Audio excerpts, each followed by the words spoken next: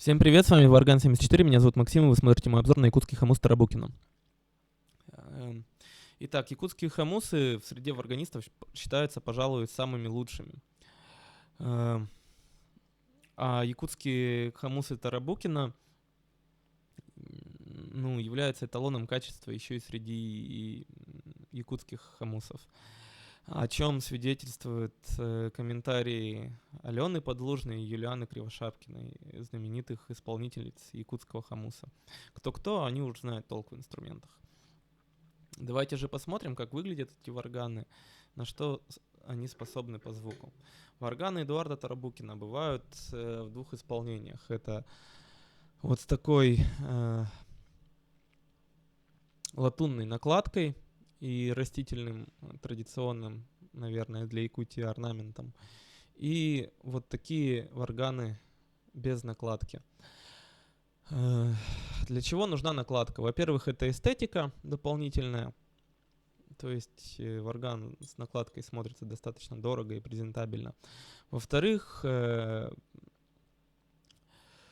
такая накладка придает жесткость без того жесткой кованой раме якутского варгана. Что же касается исполнения, то это также варганы премиум класса. Это полностью кованый инструмент. Обратите внимание, насколько идеальная у варгана лаконичная форма. Это все ручная работа, скована, видимо, на наковальне с применением традиционных якутских технологий. И, насколько я знаю, полностью ручная работа. На изготовление одного такого варгана у мастера уходит примерно неделя. То есть, представляете, неделя времени настоящего якутского мастера. Стоимость такого варгана начинается с 8000 рублей и выше. Теперь эти варганы вы можете приобрести еще и в Челябинске. Давайте посмотрим, на что способны эти инструменты по звуку. Я беру свой личный инструмент с накладкой, он уже достаточно обыгран, мы с ним достаточно примерились друг к другу. Сейчас я попробую что-нибудь выдать.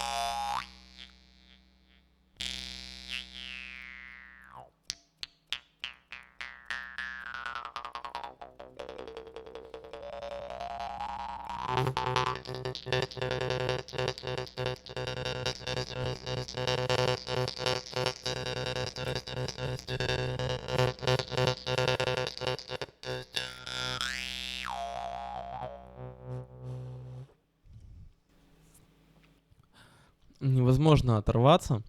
Итак, мое мнение о якутском хамусе Тарабукина. Ну, во-первых, это инструмент премиум-класса, сделанный с большой любовью, с высоким мастерством. У него идеальная лаконичная форма, филигранно сведенные деки и мягкий податливый язычок. При всем при этом инструмент крайне послушен, уверенно и ведет себя как на одностороннем традиционном якутском бое, так и на двустороннем. Практически не звенит о деке при должном мастерстве. На артикуляцию реагирует моментально. Любые мельчайшие изменения артикуляции сразу же отзываются на звуки. Однозначно инструмент на вырост, который способен не только радовать своего обладателя, но и обучить. Вот правда, не пожалейте денег, купите себе якутский хамус Тарабукина, поиграйте на нем месяц, прислушайтесь к себе, услышьте новые обертона, услышьте новые мышцы, которых вы раньше не замечали. И вы поймете, что этот инструмент действительно способен прокачать ваше мастерство. Хочется быть объективным и рассказать о недостатках этого варгана. Но какие могут быть недостатки у кованого якутского хамуса? У него могут быть только особенности. Одна из особенностей этого инструмента — это материал. Это традиционная для якутских инструментов самая простая сталь отполированная, которая немного боится влажности. Эта проблема решается очень просто. Варган хранится в сухом, защищенном от влаги месте, вот в таком удобном для ношения в кармане или на шее чехле. Также можно обрабатывать варган.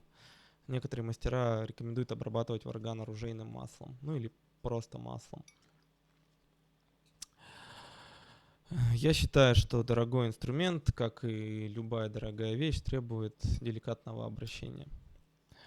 Однозначно мои рекомендации, однозначно must-have. С вами был Варган 74. Смотрите мои обзоры, ставьте лайки там под видео, подписывайтесь на мой канал на YouTube, вступайте в группу ВКонтакте, приходите в школу Варгана, покупайте варганы. Всем пока.